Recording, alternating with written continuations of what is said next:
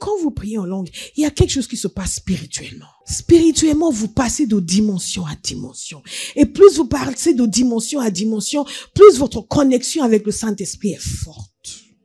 Plus votre conscience de Dieu, plus votre conscience de la présence du Saint-Esprit est forte. Et les choses naturelles et charnelles sont de moins en moins présentes.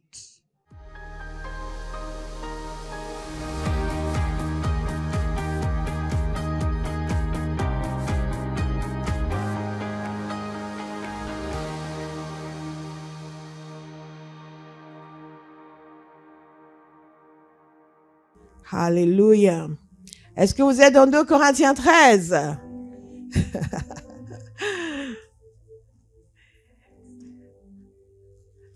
Une phrase simple, mais puissante. Que la grâce du Seigneur Jésus-Christ, l'amour de Dieu et la communion du Saint-Esprit soient avec vous. Que la grâce du Seigneur Jésus-Christ, l'amour de Dieu et la communion du Saint-Esprit soient avec vous tous. Alléluia! La richesse de la parole de Dieu, c'est que vous pouvez vous arrêter à des endroits improbables et en tirer une révélation qui va changer votre existence. Combien de gens ont entendu cette phrase? Pour eux, c'était juste la fin du culte. N'est-ce pas? Bon, on finit le culte, que la grâce soit avec. Amen, amen, amen. Ouf! On peut partir. Mais lorsqu'on prend le temps de regarder, ce soir, nous parlons de la communion du Saint-Esprit. Nous avons vu beaucoup de choses, n'est-ce pas? Nous avons vu le fait de connaître et connaître par l'Esprit. L'accès à la connaissance, à la révélation que le Saint-Esprit nous donne, le fait qu'il est notre conseiller, notre guide, le paraclet. Nous avons décortiqué le sens de ce mot et ce que cela implique dans nos vies de connaître le Saint-Esprit comme le paraclet. Et qui n'est pas juste le consolateur qui nous, tout ensemble, ok, mon bébé, tout va bien. Non. Il est notre défenseur. Je n'ai pas détaillé encore tout ce qu'il est. Et Jésus nous l'a dit, nous avons décortiqué ces passages de Jean.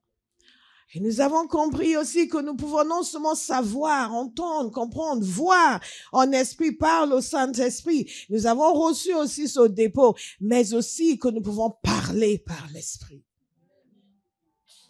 Et nous avons vu différentes manières dont nous parlons par l'Esprit dans des contextes différents. Et j'ai été vraiment bénie par ce témoignage. J'ai vu des gens instinctivement, par le Saint-Esprit, sans intervention humaine, baptisés dans le Saint-Esprit, commencer à parler par l'Esprit. C'est une des dimensions. Notre bien-aimé qui est venu témoigner, vous savez, le Saint-Esprit nous renouvelle à chaque instant. À chaque instant. Et son témoignage était fort parce qu'elle a dit elle est quelqu'un du terrain, c'est quelqu'un qui opère beaucoup dans l'évangélisation ici et là, mais elle avait un peu, n'est-ce pas? C'était un peu relaxé. Et elle était venue avec une expectative.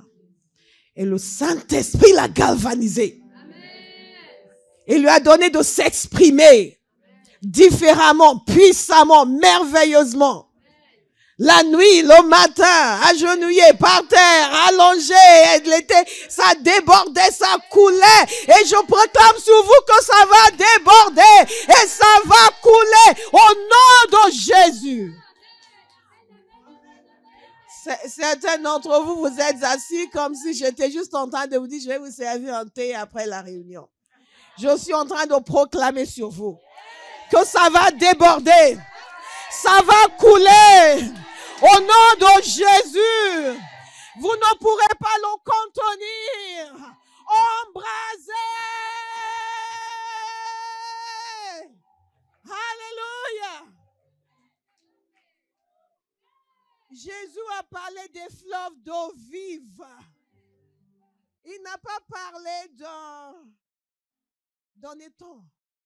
Il a dit des fleuves qui vont couler. et qui vont couler. Et qui vont couler. L'objectif du chrétien, c'est toujours de déborder. Déborder, dites déborder. Déborder, déborder. Il faut toujours déborder. Alléluia. Si vous avez comme objectif d'être toujours bien, moi je suis un bon chrétien, moi je fais de mal à personne, moi je vais à l'église, je suis la première personne arrivée, la dernière partie, vous allez rester à ce niveau-là. Mais si vous décidez que c'est le feu, et vous devez déborder chaque jour, chaque jour, chaque jour. C'est Smith Wigglesworth qui disait que si vous n'avez pas progressé, vous avez régressé. Alléluia. Parce que vous êtes censé progresser chaque jour. Nous allons progresser chaque jour. Alléluia.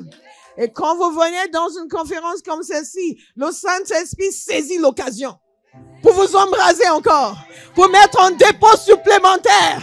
Comme ça, vous débordez. Hey! Hey! Je vous ai dit que c'est à l'intérieur qu'il nous travaille. Donc, du coup, la nuit, vous vous entendez prier. Vous rêvez, c'est comme s'il y avait un engin à prière à l'intérieur de vous qui ne sait plus s'arrêter. Et ça déborde. Et ça prie, et ça prie, et ça prie, et ça prie, et ça prie, et ça prie. Alléluia. C'est pour ça que je vous ai dit que si quelqu'un vous dit, ouais, prier 1 heure en langue, pourquoi un Dieu genre de faire ça? C'est que la personne n'a pas d'ambition. Il n'a pas d'ambition pour vous. S'il vous plaît, priez autant que vous voulez prier. Jusqu'à ce que le Saint-Esprit vous dise que ça suffit. Alléluia. Le Seigneur veut nous donner de nous exprimer. Il veut nous donner de nous exprimer par l'inspiration de l'Esprit. Et nous parlons de dimension d'esprit. Notre bien-aimé a témoigné, il a dit de langue améliorée.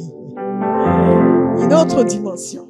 Dites, je reçois une autre dimension. Au nom de Jésus. Alléluia. Ah, nous servons un Dieu merveilleux. Dieu n'est jamais à court de bénédiction. Ce que nous cherchons, c'est ce que nous recevons. Si nous cherchons Dieu, nous recevons Dieu. Si nous cherchons la révélation de Dieu, nous recevons la révélation de Dieu. Si nous cherchons la puissance du Saint-Esprit, nous recevons la puissance du Saint-Esprit. Si nous cherchons la plénitude de l'Esprit, nous recevons la plénitude de l'Esprit. Si nous cherchons la communion de l'Esprit, nous vivrons la communion de l'Esprit. Et dans ce passage, il est en train de nous dire que la grâce du Seigneur Jésus-Christ, la grâce, c'est un don immérité. Dieu nous a fait grâce. Sa grâce a été manifestée dans le fait que Jésus soit venu. La grâce de Dieu. Dieu nous donne ce que nous ne méritons pas. Ah. L'amour de Dieu.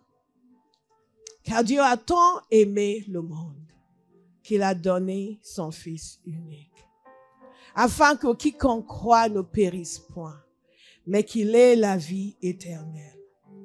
Donc nous avons reçu la grâce de Dieu. C'est par grâce que nous sommes sauvés, par le moyen de la foi, n'est-ce pas?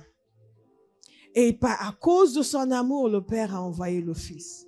Si vous êtes né de nouveau, vous avez reçu cette grâce, vous avez reçu cet amour. Encore faut-il le savoir. Mais ensuite, il ajoute la communion du Saint-Esprit. La communion du Saint-Esprit nous a été donnée. Mais la communion du Saint-Esprit, c'est quelque chose aussi sur laquelle nous travaillons. L'expérience de cette communion, c'est quelque chose sur laquelle nous travaillons. Est-ce que vous me suivez? Nous avons bu du même esprit, mais nous n'avons pas la même expérience avec le Saint-Esprit.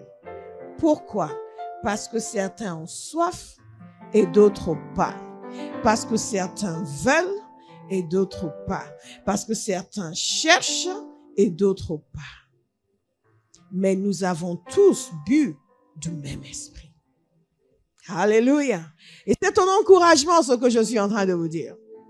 C'est un grand encouragement pour nous parce que souvent les gens vivent avec un sentiment d'insuffisance, d'incapacité. Mais moi, je ne sais pas comment prier. Mais moi, je ne sais pas comment fonctionner avec le Saint-Esprit. Mais moi, je ne sais pas ceci. Mais moi, tout nous a été donné. Ça, c'est extraordinaire. Dès lors où vous êtes né de Dieu, tout est à votre disposition. Tout, absolument tout est à votre disposition. Mais il y a un choix à faire. Le choix de saisir et de respecter les conditions de Dieu. Alléluia. Le choix de saisir et de respecter les conditions de Dieu.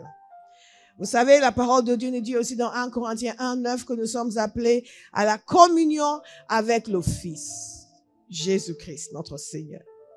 Dans 1 Jean 1, verset 3, il nous a dit ceci. Ce que nous avons vu et entendu, nous vous l'annonçons. À vous aussi, afin que vous aussi vous soyez en communion avec nous. Or, notre communion est avec le Père et avec son Fils Jésus-Christ. Ça, c'est magnifique.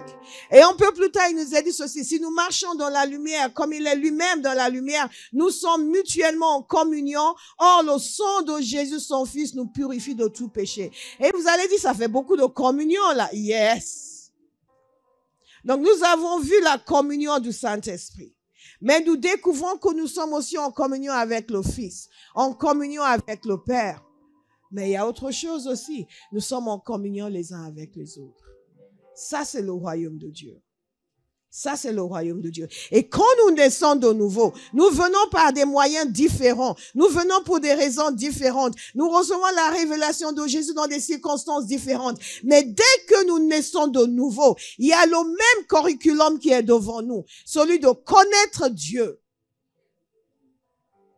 D'être rempli du Saint-Esprit. Et d'être en communion avec le Saint-Esprit et le servir.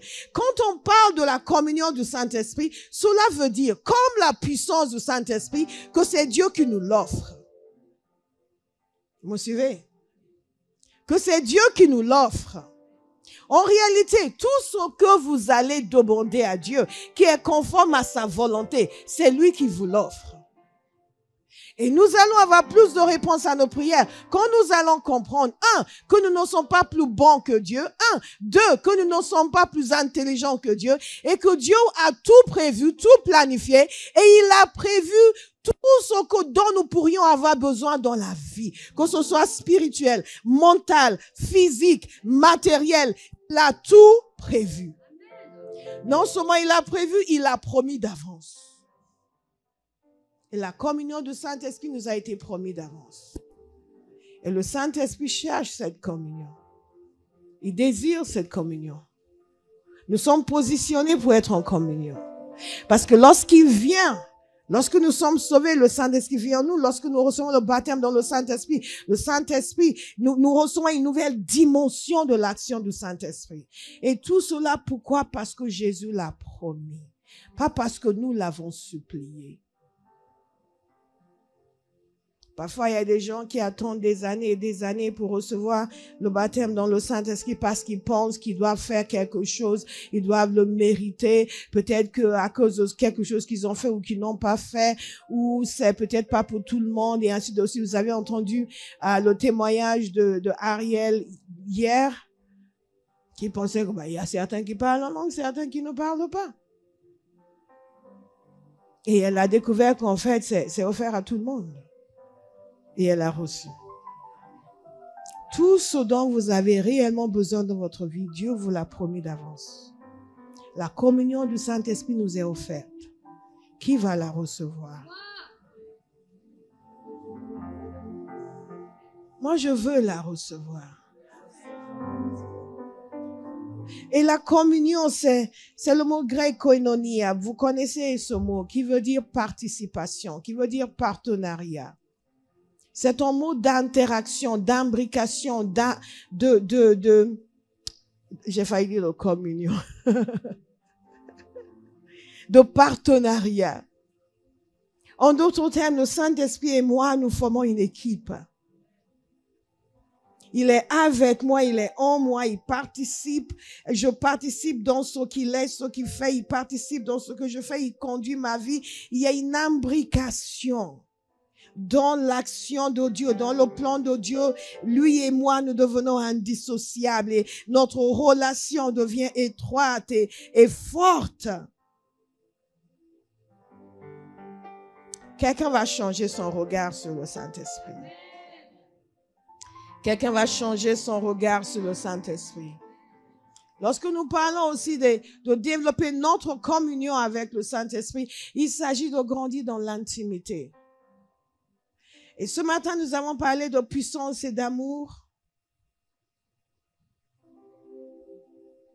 Et c'est important aussi que dans la dimension puissance entre aussi la dimension intimité. Vous pouvez découvrir comment fonctionner dans la puissance sans découvrir comment fonctionner dans l'intimité. Et si vous ne faites que fonctionner dans la puissance et vous ne fonctionnez pas dans l'intimité, vous n'êtes toujours pas là où Dieu veut.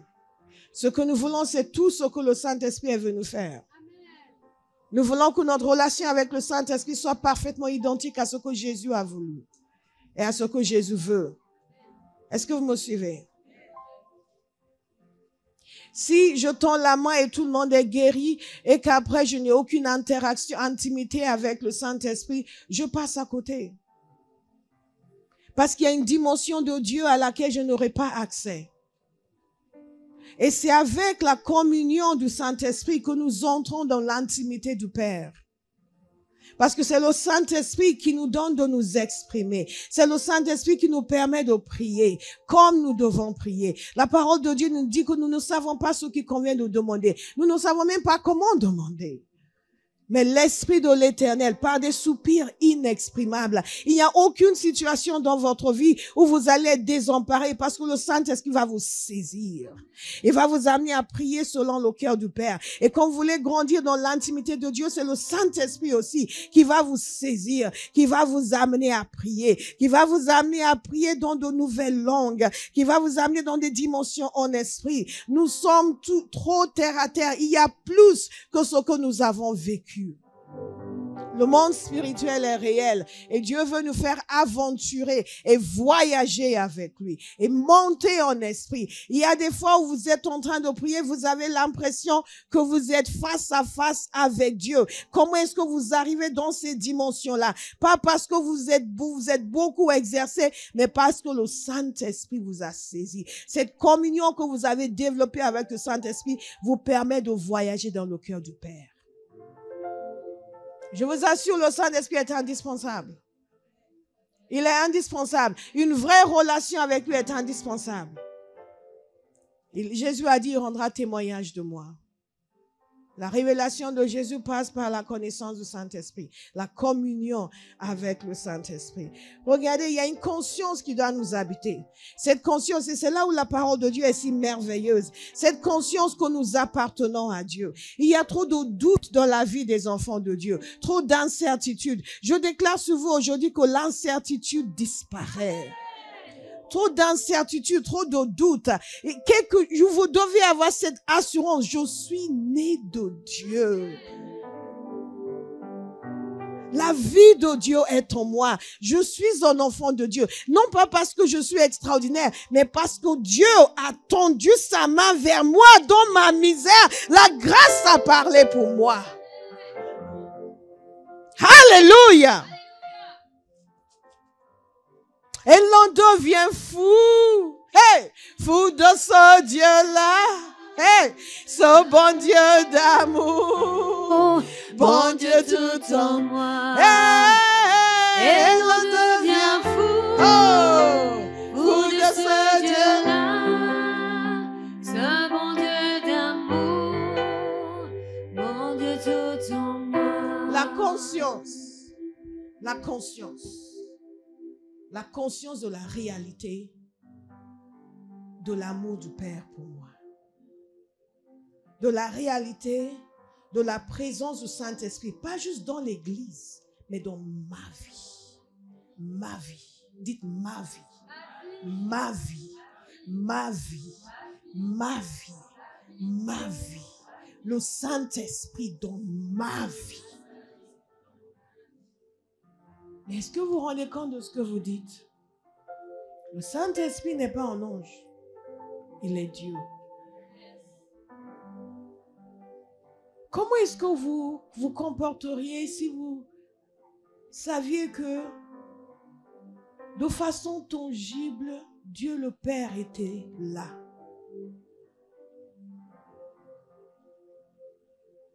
Je connais des gens, quand vous leur dites crainte de quoi? Crainte de quoi? Crainte de quoi?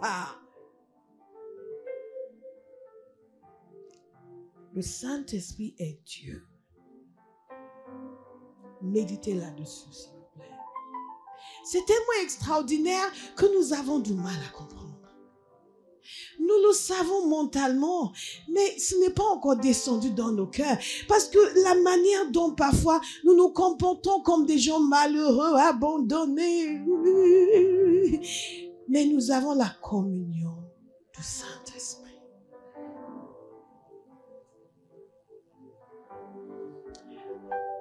La conscience de ce que je suis.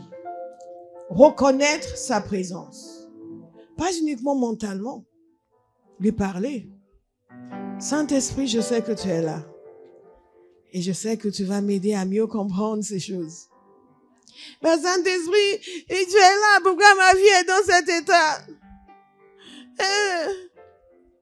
Est-ce que je peux vous encourager à bannir pour toujours les plaintes et les murmures? Vous savez, les derniers qui l'ont fait dans le désert, ils ont péri.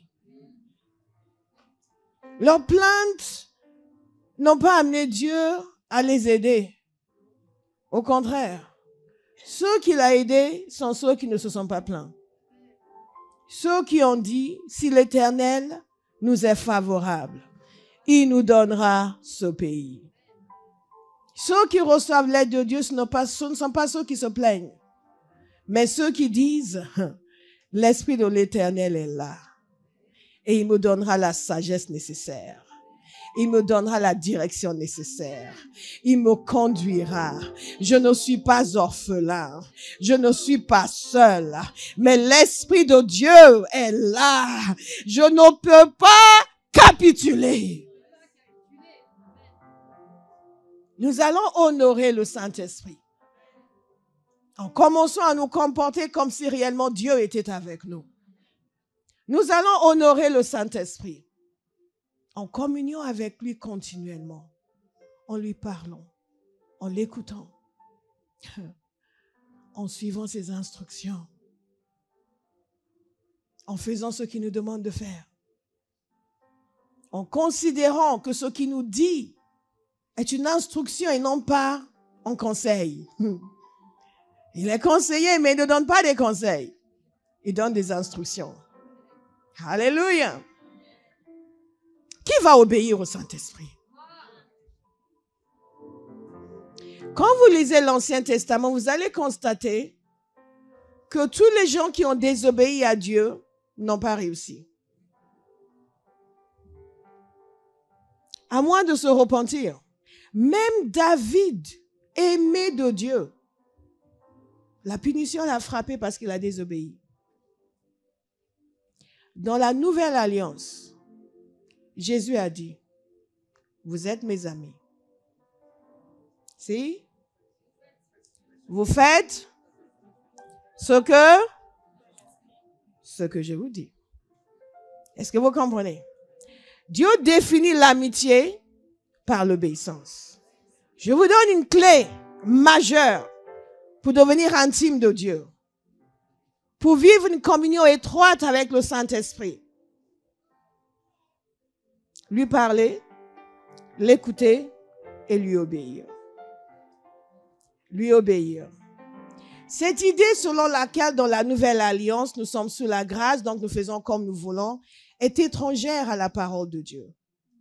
Quand Jésus a rencontré Paul, nous l'avons vu ce matin, Jésus ne lui a pas dit, maintenant je te sauve, fais comme tu veux.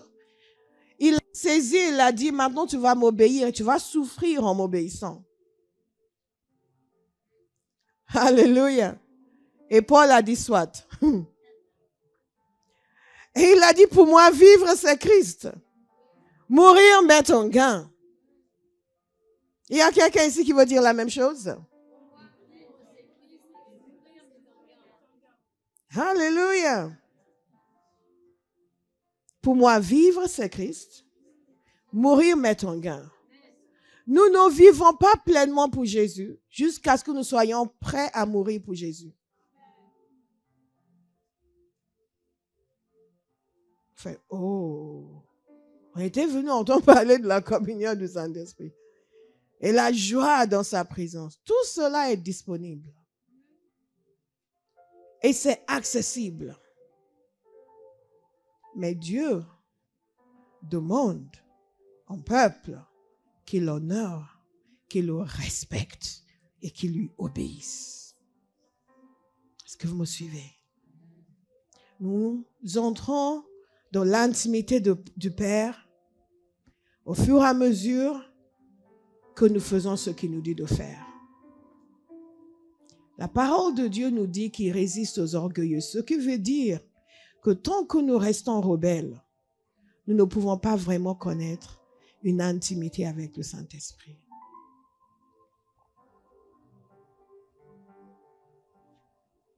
Mais cette intimité est disponible. Comprenez ceci, le pardon de Dieu, ce n'est pas l'approbation de Dieu. Je vais le redire. Le pardon de Dieu, ce n'est pas l'approbation de Dieu. Nous nous satisfaisons du pardon. Je veux mettre quelqu'un au défi d'aller au-delà du pardon et de chercher le plaisir de Dieu. L'intimité du Saint-Esprit, c'est ce lieu où mon cœur désire le Père, le Fils, le Saint-Esprit, où je veux plaire à Dieu. Vous savez, la parole de Dieu nous dit de ne pas attrister l'Esprit. Et il est impératif qu'une autre génération dise, je vais arrêter d'attrister le Saint-Esprit. Je ne peux pas être intime du Saint-Esprit si je ne cesse de l'attrister. Et qu'est-ce qui l'attriste? La désobéissance.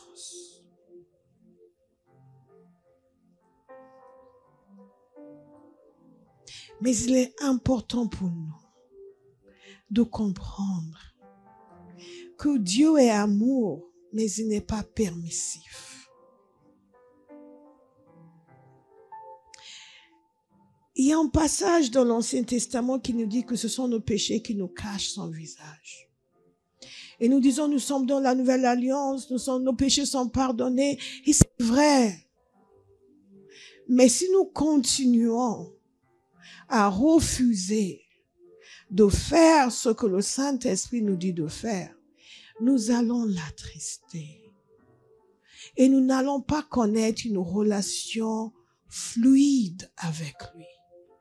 Or, nous en avons désespérément besoin. Bien-aimés, quand on a vécu le plaisir de Dieu, où vous avez obéi au Seigneur et sa présence vous a envahi et vous l'avez entendu vous dire son plaisir, vous ne pourrez plus jamais vous en passer. Jamais. Mais si nous n'allons pas assez loin pour connaître cette réalité, nous allons continuer à nous laisser définir par nos désirs ou l'opinion d'un tel ou l'opinion d'un tel ou prendre des décisions parce qu'ils m'ont dit ça et moi je me suis dit, si c'est comme ça, je vais. Nous arrêtons de réagir, commençons à agir. Qu'est-ce que Dieu veut? Qu'est-ce que le Saint-Esprit veut? Il veut un peuple qui le reconnaisse. Jésus nous a dit, je ne vous laisserai pas orphelins. Pourquoi vivons-nous comme des orphelins? Parce que nous sommes trop têtus pour nous soumettre au Saint-Esprit. Quelqu'un va décider que l'entêtement disparaît. Le Saint-Esprit ne peut pas investir pleinement une vie qui ne lui est pas soumise. N'oubliez pas, Dieu est notre ami, mais il n'est pas juste notre ami, il est notre roi, notre Dieu, notre Créateur. Et il demande la soumission. La chose majeure qui fait que beaucoup de gens vivent desséchés alors que Dieu veut les abreuver par son esprit. C'est cet entêtement à ne pas se soumettre au Saint-Esprit. Et je dis toujours, nous sommes toujours soumis à quelqu'un. Si vous n'êtes pas soumis au Saint-Esprit, vous êtes soumis au mauvais esprit. Dans le monde spirituel, il n'y a pas de neutralité. Vous êtes ou d'un côté ou de l'autre. Quelqu'un vous contrôle. Qui vous contrôle? Est-ce que c'est l'Esprit de Dieu qui vous contrôle? Ou est-ce que c'est l'autre esprit qui vous contrôle? Nous voulons être contrôlés par le Saint-Esprit. Moi, je suis libre. Non, je sais, le Seigneur voulait que je fasse ça, mais moi, je me suis dit, tu sais ce que Dieu voulait que tu fasses et tu as eu une meilleure idée? My God. C'est la bêtise caractérisée. Non. Nous n'avons pas de meilleure idée. Nous ne pouvions pas nous sauver. Il nous a sauvés de l'enfer. Maintenant qu'il nous dit, soumettez-vous à mon esprit, nous le faisons volontiers. Est-ce qu'il y a quelqu'un qui le fait volontiers? Mais volontiers, Saint-Esprit, comme tu veux, où tu veux, quand tu veux. Ce que tu veux, c'est ce que je veux. Je dis toujours que la prière la plus importante, ce n'est pas la louange, c'est la consécration. Nous pouvons louer avec nos lèvres, mais si Dieu n'est pas maître dans notre cœur, nous allons continuer à errer.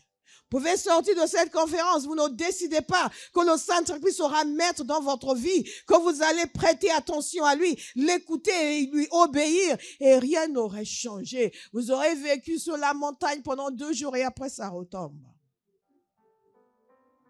Mais nous voulons cette communion, cette intimité. Le Saint-Esprit est vraiment merveilleux. Trop merveilleux. Au-delà de ce que nous pouvons imaginer. Et c'est lui qui prend l'initiative de nous toucher. Notre bien-aimé a témoigné du fait que sa cousine a été baptisée dans le Saint-Esprit, a prié en langue. Je n'ai pas prié pour elle, pour qu'elle soit baptisée dans le Saint-Esprit. Je n'ai rien dit de ce genre. Le Seigneur a donné quelques paroles, a posé les mains. Le Saint-Esprit a fait ce qu'il voulait faire. Il a pris l'initiative.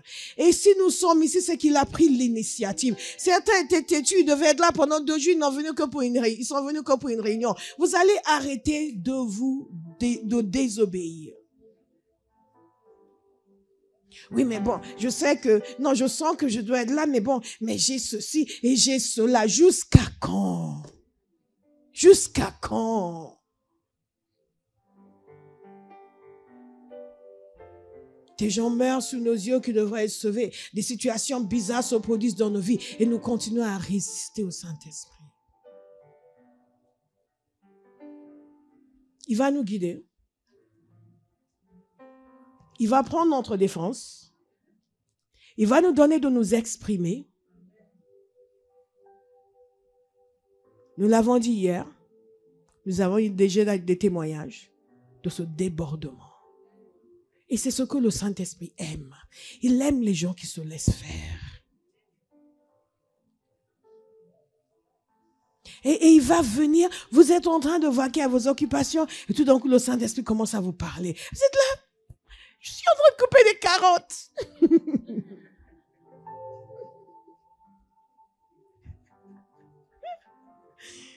Vous êtes devant votre ordinateur, vous êtes sur le pas d'envoyer un mail chaud à quelqu'un, tout d'un coup, la présence de Dieu vous envahit. Et vous êtes là, Seigneur. Et vous oubliez ce que vous voulez envoyer à l'autre personne. Après, vous voyez la personne dit que ça va, ça. Oh, comment tu vas? Parce que Dieu est passé par là. Le Saint-Esprit veut cette interaction. On continue avec nous. Vous dormez tranquillement, tout d'un coup vous vous réveillez et vous entendez commencer à prophétiser, à décréter, à déclarer ce qu'il en sera de votre vie, de votre destinée, tout ce qui quitte votre vie, ce que Dieu opère dans votre vie, prophétiquement, des choses que vous ne saviez pas auparavant. Le Saint-Esprit vous donne de vous exprimer parce que vous développez une intimité, vous lui êtes soumis, donc il prend ses aises. Je prie qu'avec vous, le Saint-Esprit prenne ses aises. Alléluia. Donc nous lui parlons, nous l'écoutons, nous lui obéissons, nous nous engageons à obéir. Et nous disons, Saint-Esprit, ne me donne pas de repos. Ne soupire pas doucement et après tu ne dis plus rien. Non. Non, si besoin, frappe-moi, casse-moi, je ne sais pas, frappe ma tête, frappe mon œil, investis mon sommeil, mais je dois t'obéir. Je dois faire ce que tu veux. Non. Ne t'accommode pas de ma bêtise. Ne t'accommode pas de mon ignorance. Non. Fais l'offenser. Prends toute la place. Secoue-moi. Que j'entende ta voix. Je vous ai dit, pour cette conférence à Pentecôte, ce que je m'apprêtais à faire. Et j'étais là, en train d'ouvrir mon frigo. Et le Saint-Esprit a crié, non! Et nous sommes là aujourd'hui. Alléluia. Dites, je vais me soumettre au Saint-Esprit pour grandir dans la connaissance de Dieu. Ça, c'est la clé majeure. Oui, nous allons le louer, vous l'adorer. Il faut prier. Prier en esprit, prier en langue, chanter, adorer. Prenez le temps, pas pour lui tordre l'oreille avec vos problèmes, mais juste pour lui dire combien il est merveilleux. Tout cela a sa place. Mais la chose majeure, c'est la soumission et l'obéissance. Ça, c'est la chose majeure. Je peux lui dire, Seigneur, tu es le plus beau de tous les fils de l'homme. Splendeur et beauté sont devant ta face. Grandeur et merveille est le nom de Jésus. Aïe. Quel Dieu extraordinaire. Et il me dit, oh, j'aime ta louange. Maintenant, tu vas faire ça et ça. Ah non. Seigneur, tu sais que moi, c'est pas mon truc. Moi, de toute façon, c'est toi qui m'as façonné. Tu sais que t'as pas mis ça en moi, donc je vais pas le faire. Cette louange n'aurait servi à rien. Nous ne pouvons pas amadouer Dieu avec nos chants si nous lui résistons dans nos vies. La communion avec le Saint-Esprit, c'est la clé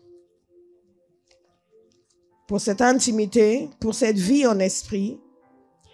Parce que quand la communion avec le Saint-Esprit est présente, la révélation est présente, l'expression est présente et la puissance est présente.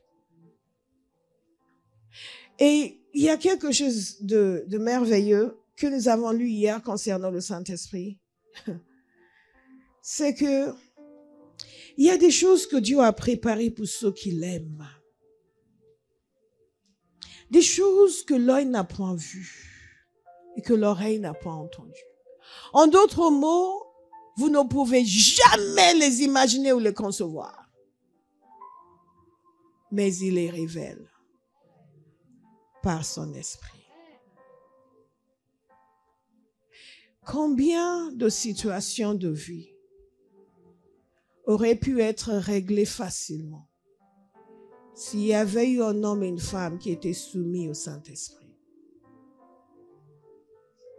et qui obéissaient au Saint-Esprit?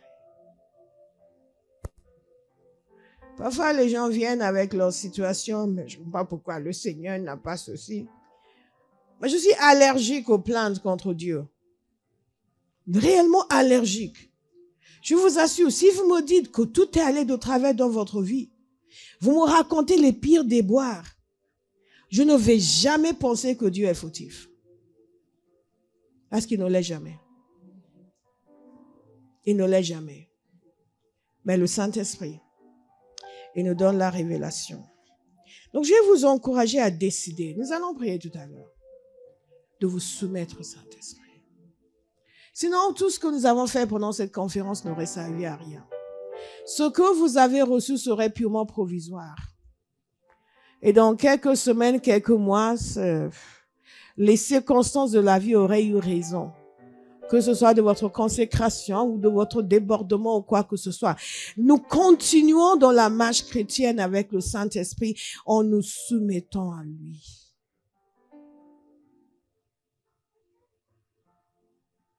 En l'écoutant attentivement. En lui faisant confiance. Et le Saint-Esprit nous conduit dans la révélation de la parole de Dieu. Faites des prières de consécration, s'il vous plaît. Des prières de consécration ou priez des choses qui vont vous déranger. Je vous ai dit que j'ai souvent prié, ça depuis de longues années, que je ne sois jamais bien en dehors de ta volonté. Que je ne puisse pas désobéir au Saint-Esprit et me sentir bien. Vous savez, parfois quand notre conscience est calcifiée, nous allons désobéir au Saint-Esprit. Nous allons dire, oui, mais moi et l'Esprit, on est bien. Non, mais moi, je priais, hein, et l'Esprit m'a montré, et vous les regardez et vous dites, quel esprit? Parce qu'il y en a beaucoup des esprits. Non, moi je vois pas où est le problème, hein. L'Esprit m'a pas dit ceci. Bien-aimés, arrêtons de jouer avec nos vies. Est-ce que vous êtes là? Arrêtons de jouer avec nos vies. Vous comprenez ceci, Dieu est éternel. Nous ne le sommes pas. Vous êtes là aujourd'hui, demain vous serez partis. Dieu reste roi. Qui dispute contre son créateur? Qui se voile la face pour faire n'importe quoi? Dit oui, mais moi j'ai prié, moi l'Esprit m'a pas dit, ou l'Esprit m'a dit, mais quel esprit? Vous savez, hier j'avais 20 ans.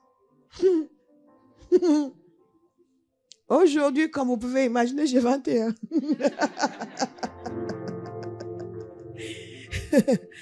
Ceci pour vous dire que nous ne sommes pas éternels. Le temps passe. N'est-ce pas? Je regardais les vieilles photos de Béa. Je pense que c'était la deuxième conférence Paraclétos. Je dis, oh, elle a changé.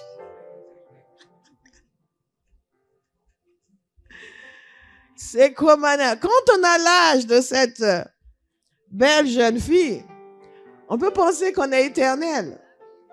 N'est-ce pas? Mais bien aimé, vous n'êtes pas éternel. Votre vie va passer. Dieu restera toujours Dieu. Mais vous, un jour, vous allez vous tenir devant lui. Il va dire, je t'ai donné mon esprit. Qu'est-ce que tu as fait?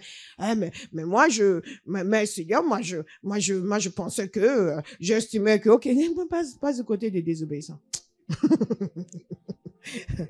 Mais il y a des gens qui vont entrer au ciel. Il nous a dit, il y a une entrée abondante qu'ils vont recevoir. Ils vont arriver, les anges vont les accueillir. Et ils vont dire, voici ceux qui ont porté le flambeau de l'évangile. Voici ceux qui ont fait la volonté du Père. Voici ceux qui se sont soumis au Saint-Esprit. Et ils vont venir en grande pompe les accueillir. Voici ceux qui ont amené une génération à la justice et à la droiture. Nous n'allons pas entrer par la petite porte. Alléluia. Je vous parlais hier qu'il faut avoir une vision de l'éternité. De l'éternité. Et dire, Saint-Esprit, tout ce que tu es venu faire avec moi et dans ma vie, je m'y soumets. Que toute rébellion meure dans ma vie. Toute désobéissance meure dans ma vie.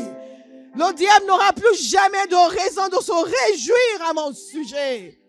Parce que tous les plans de Dieu vont s'accomplir parfaitement en moi et à travers moi. Et quand Dieu cherche un homme, quand Dieu cherche une femme pour amener la justice, la droiture, il va me choisir moi.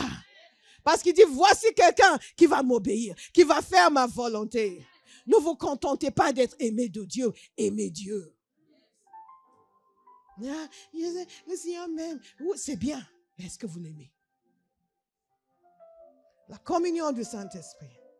La parole nous dit que si nous marchons dans la lumière, nous avons la communion. Si nous marchons dans la lumière. Si nous marchons dans la lumière. Si nous marchons dans la lumière. Donc tout ce qui est ténèbres, nous laissons de côté. Tout ce qui est obscur, nous laissons de côté. Tout ce qui n'est pas bienséant, nous laissons de côté. Tout ce qui n'honore pas Jésus, nous laissons de côté. Et nous choisissons de marcher dans la lumière. Bien-aimés, il est temps que la pureté revienne dans l'Église. La pureté. La pureté. Il est temps d'arrêter de dire, oui, mais je sais qu'on n'est pas marié, mais où est le problème, pasteur? Il y a un problème. Hein? Il y a un problème. Il y a un problème. Il y a des gens qui disent, oui, ici on condamne les gens. Je suis allé dans une église où on ne condamne pas les gens. Oui, dans une église, on va vous laisser aller en enfer avec votre péché. Ouh, pasteur Bola, la communion du Saint-Esprit, l'obéissance, la soumission. Qu'est-ce qu'il y a de si important qui mérite d'être en bisbille avec Dieu? Arrêtons de nous mentir. L'Esprit de Dieu est de l'esprit de vérité. Il est aussi l'esprit de pureté. Et si nous voulons développer notre communion avec le Saint-Esprit, nous devons marcher dans la pureté. Et il y a beaucoup de personnes qui marchent dans la puissance, mais qui n'ont pas de communion. Et parce qu'ils ne marchent pas dans la pureté. Ils ne marchent pas dans la droiture. J'ai parlé de loyauté au tout début. La loyauté. L'humilité. Il y a beaucoup de choses qui ne nous seront accessibles que lorsque nous allons faire preuve d'humilité. Je vous ai dit hier qu'aujourd'hui, tout le monde s'y croit. Les gens ne connaissent rien, mais ils veulent vous enseigner.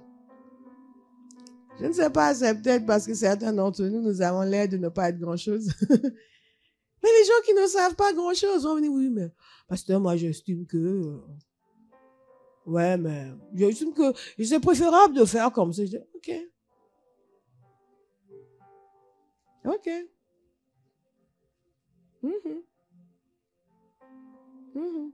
Oui, qu'est-ce que vous en pensez? Merci d'avoir donné votre avis. Est-ce que je peux vous encourager à travailler votre consécration? Arrêtez de vous occuper de ceux qui ne vous regardent pas. Je vous assure, certains d'entre nous, si ce n'était pas une responsabilité, on ne s'occupera pas de la vie des autres. Est-ce qu'il marche droit? Ah, c'est son problème, vraiment. Il faut déjà que je gère ma vie.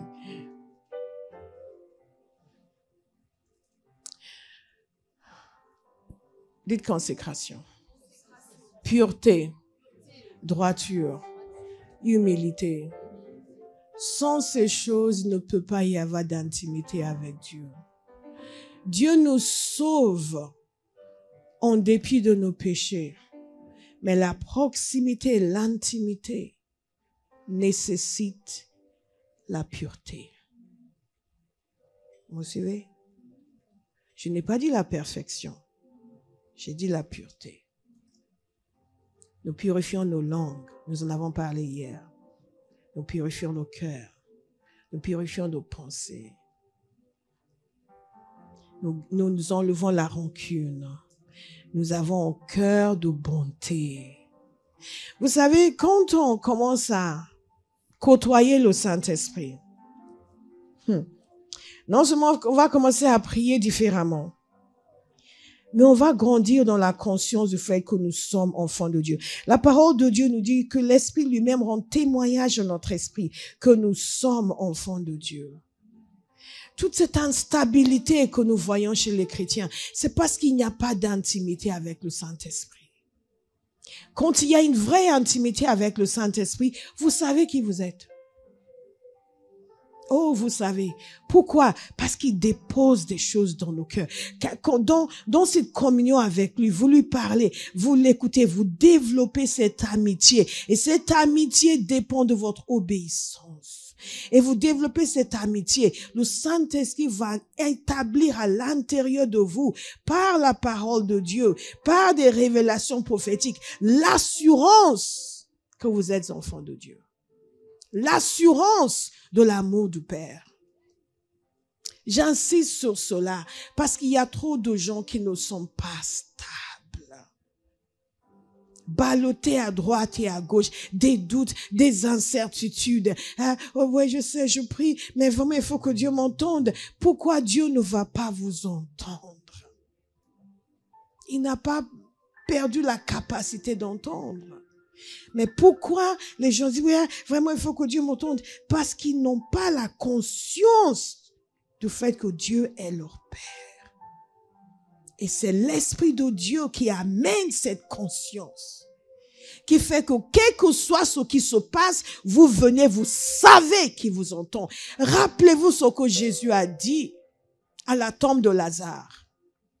Il a dit, je sais que il faut avoir une assurance. Je priais une fois pour une collègue. C'était dans une organisation internationale et la première fois que j'avais proposé de prier pour elle, c'était dans un ministère. On faisait une conférence ensemble. Et c'était pas chrétien. On travaillait lors d'une conférence dans la cabine d'interprétation et il m'avait regardé bizarrement. Il était malade, je dis, je peux prier pour toi? Comme si j'étais une extraterrestre. Je ne me suis pas laissé démonter. Il n'a pas voulu, il n'a pas voulu. Ok. Mais après, quelques années plus tard, toujours un problème, je peux prier pour toi. Et cette fois-là, les choses avaient changé. Oui. Dieu l'a visité. Dans un endroit insolite. Et je vous dis cela à cause de quelque chose qu'elle a dit. Elle a dit, oui, mais moi, je ne suis pas vraiment croyant. Je dis, moi, je le suis et mon Père va te guérir à cause de moi. Alléluia. Parce que moi, je vais lui demander. Et il va te guérir à cause de moi. Parce que je vais lui demander. Est-ce que vous me suivez? L'Esprit nous rend témoignage que nous sommes enfants de Dieu. Pas juste pour nous consoler, mais pour que nous puissions avoir de l'audace et de l'assurance. Il est mon Père. Je vais lui demander une faveur pour toi. Il va l'accorder parce que c'est moi qui lui demande. Dites, c'est moi qui demande. Et mon Père va l'accorder. Nous avons besoin de cette assurance. Est-ce que vous comprenez? Cette assurance est disponible. Dieu veut que nous l'ayons. Est-ce qu'il y a quelqu'un qui veut sortir de l'incertitude? Prenez ces choses au sérieux, s'il vous plaît. Réécoutez ce message. Notez-le. Prenez ces versets et dites, Père, je veux cette assurance. Il y a des situations qui peuvent arriver dans la vie où nous avons l'impression de perdre pied, de perdre notre assurance. Et là, nous revenons dans la parole et nous renouvelons notre communion avec le Saint-Esprit pour dire, Saint-Esprit, avant j'avais de l'assurance par rapport à ça. Maintenant, je n'ai plus l'assurance et je te demande de m'aider. Notre problème, c'est que nous voulons faire semblant comme si... Ah non, moi le Seigneur, moi le Seigneur. Dieu n'est pas impressionné. Nous grandissons dans la conscience que nous sommes enfants de Dieu. Et il y a une deuxième chose qui se produit. C'est la transformation. Dites avec moi transformation. Mais dites-le avec une voix ferme. Transformation. Transformation. Transformation. Transformation. Transformation. Transformation. Quelqu'un dit, moi je suis bien comme ça. Non, vraiment pas. Avec tout l'amour que j'ai pour vous. Non, vraiment pas du tout. Oh non, pas du tout. Pas du tout, pas du tout. Nous sommes en devenir. Nous devons ressembler à Jésus. Il y a quelqu'un ici qui ressemble parfaitement à Jésus? Ah donc, il y a du travail. Et nous devons l'accepter. Transformation. Et nous acceptons d'être transformés. Et nous demandons à être transformés. Quand nous avons la certitude de l'amour du Père, que nous sommes enfants de Dieu, nous ne nous sentons pas petits en disant j'ai besoin d'être transformés. Au contraire, parce que nous avons l'assurance que Dieu nous aime, que nos vies sont son chef-d'œuvre, il va nous façonner. Et c'est ma prière en continu. Les gens de la base le savent, Seigneur, fais de ma vie un chef-d'œuvre entre tes mains. Façonne-moi. Fais de moi tout ce que je suis censé être. Que quand tu me regardes, ton cœur se réjouisse. On dit, look at that's my girl. Yes. Seigneur, je sais que j'ai péché, mais il ne faut pas en parler. Non, parlons-en. Parlons-en et évacuons cela. Transformation. Au fur et à mesure que vous côtoyez le Saint-Esprit, que vous l'écoutez, que vous lui parlez, que vous lui obéissez, que vous adorez, que vous priez en langue. Prenez des saisons où vous priez en langue. On continue. Pas parce qu'il vous faut obtenir quelque chose, non, mais parce que vous voulez vous rapprocher de Dieu. Vous vous installez et vous priez. Et vous priez. Vous donnez des Saint-Esprit, donne-moi de m'exprimer. Et vous serez étonnés. Parce que parfois, les gens prient en langue 5 minutes. Oh, ils sont fatigués. 10 minutes. Pouh, on a prié longtemps aujourd'hui.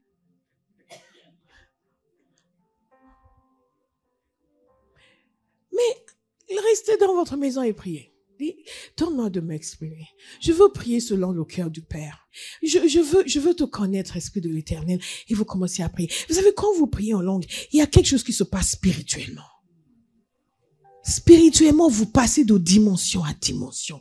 Et plus vous passez de dimension à dimension, plus votre connexion avec le Saint-Esprit est forte. Plus votre conscience de Dieu, plus votre conscience de la présence du Saint-Esprit est forte. Et les choses naturelles et charnelles sont de moins en moins présentes. Est-ce que vous me suivez? Parfois, les gens vivent cela vraiment au fond de l'adoration. Là, ils sont...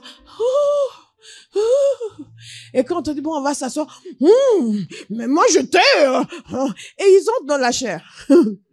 Parce qu'on a arrêté l'adoration. Vous n'avez jamais entendu des gens faire ça. Mais on était au fond de l'adoration. Et le pasteur est venu nous l'arrêter. Le pasteur n'est pas en esprit. Non.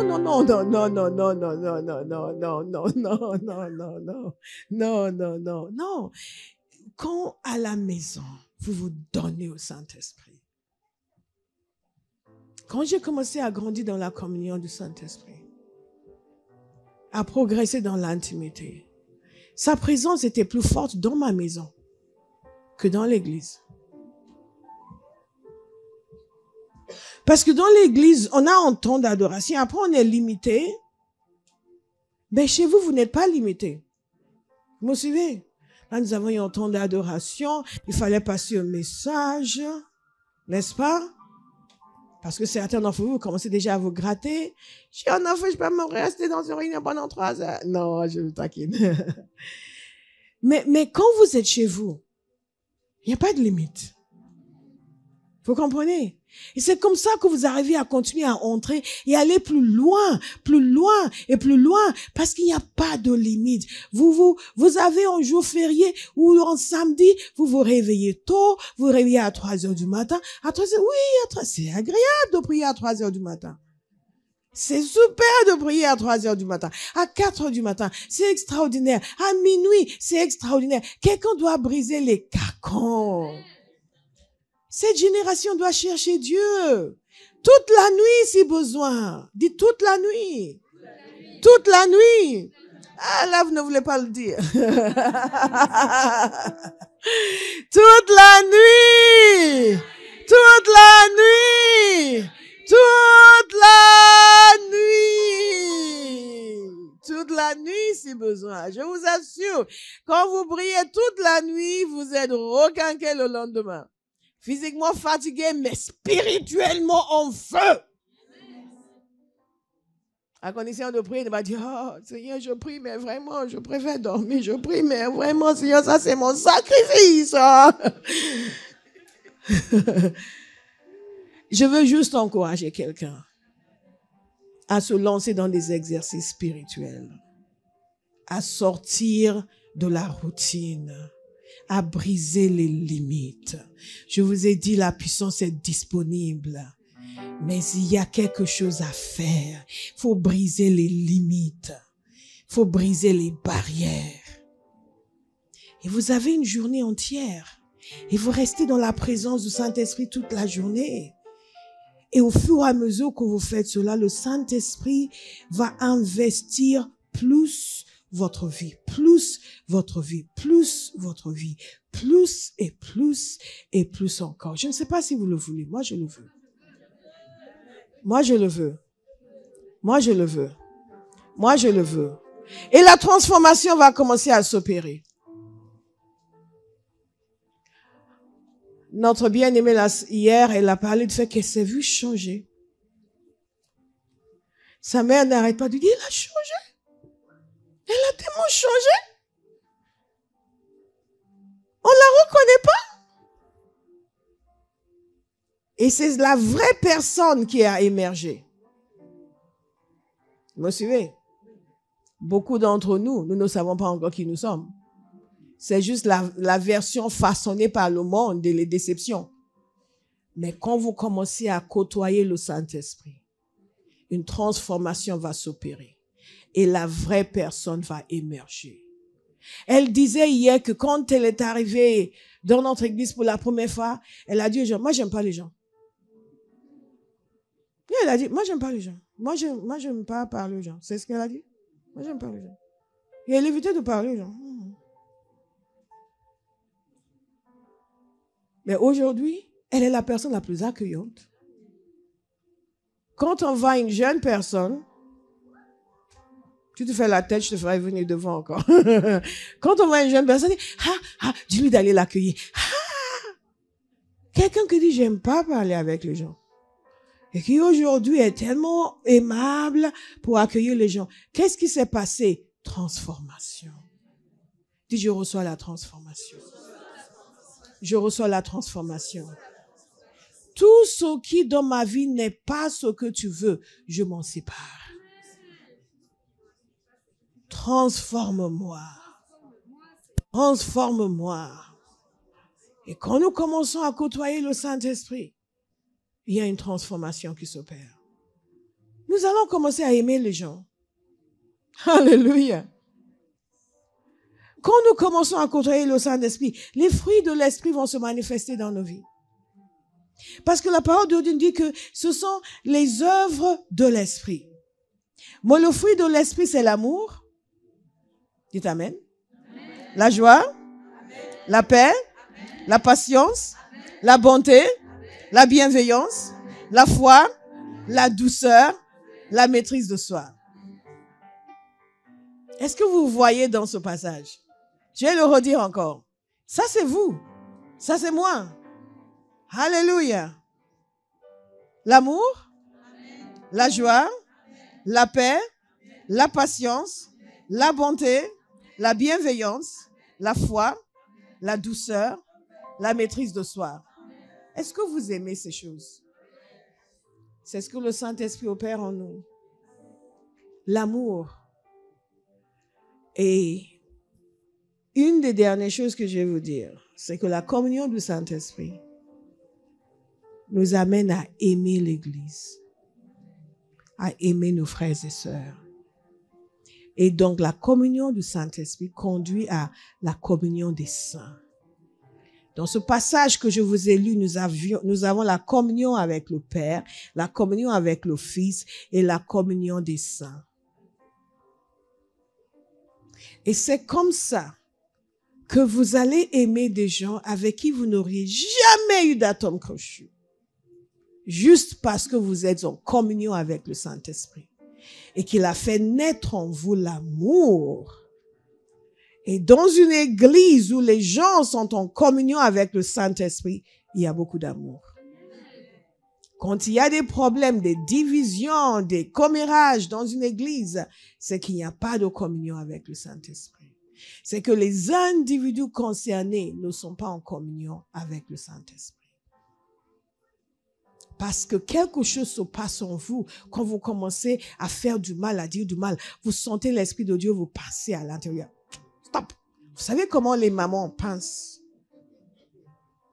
Je ne sais pas si il y a des mamans qui ne pensent pas ici, mais vous sortez et ils vous regardent. Vous commencez à dire quelque chose. Psh. On regarde et pense. Et... Tu vois encore du gâteau? Non, non, merci. Non, merci. Non, merci. Non, merci. Ça pince à l'intérieur. Vous sentez une conviction. Vous sentez par l'esprit que quand tu as dit ça, il ne fallait pas dire cela. Nous en avons besoin, nous allons prier. Parce que je constate de plus en plus que les gens nous vivent comme des personnes qui ne ressentent pas la conviction du Saint-Esprit. Les choses que nous nous permettons de dire, les attitudes que nous nous permettons d'avoir, alors que nous sommes des enfants de Dieu. Et les choses que les gens se permettent de faire, comment nous nous permettons d'exploiter les brebis, alors que nous sommes des enfants de Dieu. Où est passée la conviction de péché?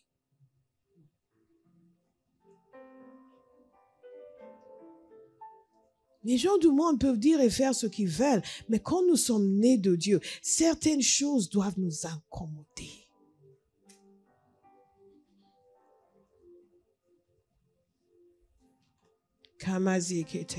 Nous voulons retrouver cette sensibilité.